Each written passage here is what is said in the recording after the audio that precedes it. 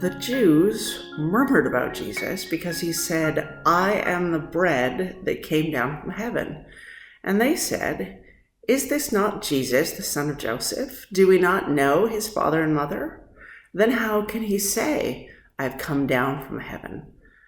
Jesus answered and said to them, "Stop murmuring among yourselves." Now, it might be normal to think, what is wrong with these Jews grumbling and murmuring all the time? And really, there is a long tradition of Jewish grumbling or murmuring in the Hebrew Bible. The Septuagint uses the same Greek word as we see in the Gospel multiple times to relate about how the children of Israel grumbled in the wilderness, once in Exodus and 4 times in the book of Numbers.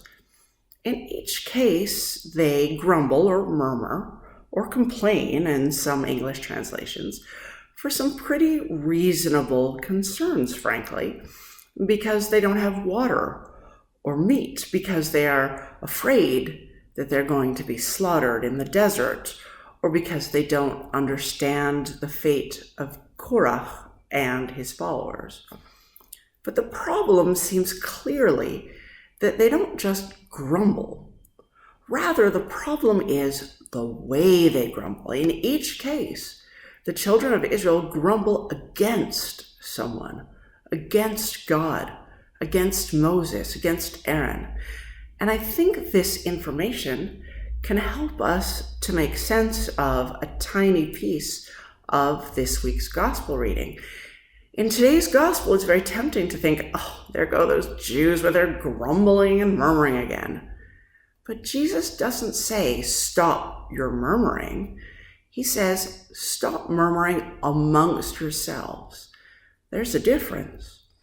He doesn't mean, I think, stop asking questions, but rather bring those questions out. Let's talk about these issues. Because let's face it, those are some pretty reasonable questions that the Jews are asking in this week's gospel.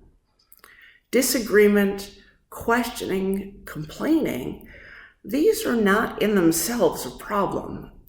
In Judaism, we have a lively concept of productive conflict, what we might call healthy disagreement. The Mishnah was written down about maybe a century after the Gospel of John, teaches in Pirkei Avot, chapter 5, verse 17, that any disagreement which is for the sake of heaven shall eventually endure, and any disagreement which is not for the sake of heaven shall eventually not endure.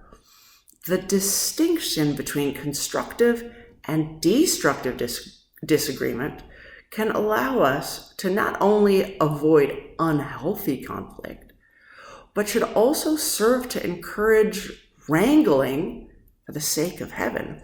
Questioning, challenging, and disagreement are not necessarily marks of negativity, strife, or schism, but rather they are to be understood as an essential part of making sense of the things that matter. Some things are important enough to disagree over, to ask questions about. The challenge is learning how to disagree well. This gospel presents us with a model that suggests that disagreements ought not remain hidden in the background, but should be brought out and examined together.